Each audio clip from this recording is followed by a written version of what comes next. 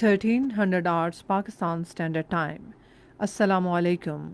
This is Radio Pakistan. The news read by Asma Hafiz. First, the headlines.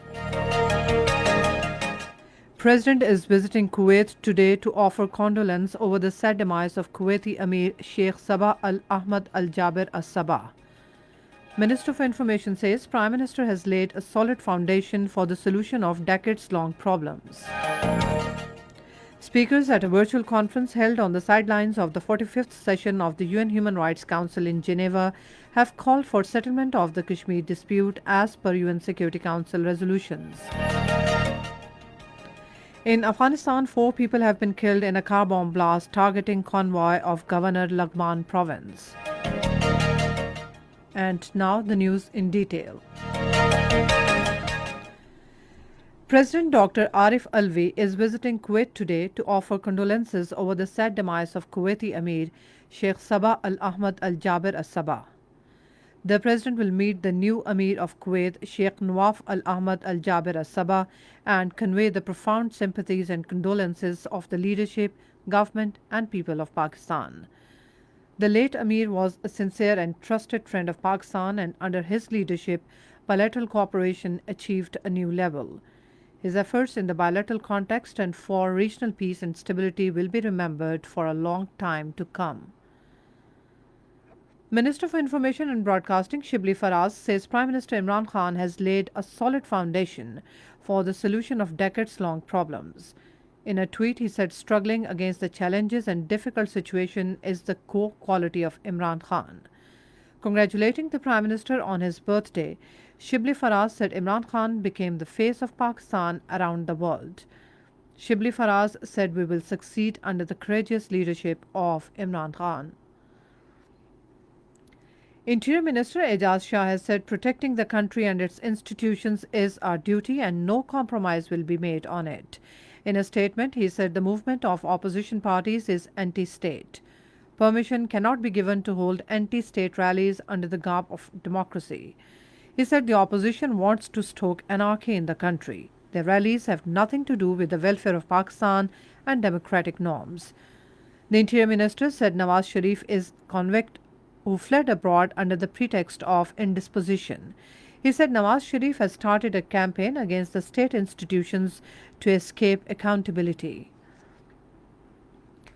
Meanwhile, the Supreme Court of Pakistan has adjourned hearing on the bail petition filed by former DG LDA Ahad Cheema for 2 weeks. A 3-member bench headed by Justice Mushir Alam conducted the hearing. The Apex Court has sought report from the trial court within 2 weeks. Speakers at a virtual conference held on the sidelines of the 45th session of the UN Human Rights Council in Geneva have called for settlement of the Kashmir dispute as per UN Security Council resolutions. Addressing the virtual event titled Self-Determination, Conflicts and Geneva Conventions, they said that the implementation of self-determination is as vital as a right to life. Former independent expert on the promotion of democratic and equitable international order, Professor Alfred D. Zias, recalled that specific Security Council resolutions on the issue, including the very recent reports on the gross violations of human rights by the Office of the High Commissioner for Human Rights, together with reports from various special reporters, relate to Kashmiri's right to self-determination.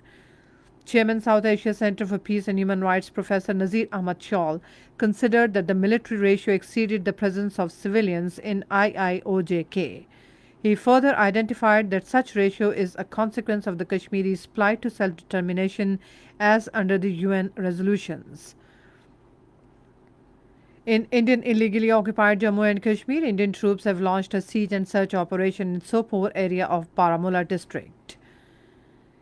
In Afghanistan, 4 people have been killed and 20 others injured in a car bomb blast in Metralam city of Laghman province. According to official sources, the convoy of Governor Laghman province, Rahmatullah Yarmal, was targeted, in which he survived. At least 8 migrants have been died and 12 others went missing at sea after being forced off a boat of smugglers off the coast of Djibouti. According to the International Organization for Migration, all 34 migrants on board are believed to be Ethiopians attempting to return to the Horn of Africa after failing to cross into Yemen. And that is the end of this news bulletin. For more news and analysis, log on to our website radio.gov.pk and also watch live video streaming of our bulletins on the link facebook.com/Radio Pakistan News Official.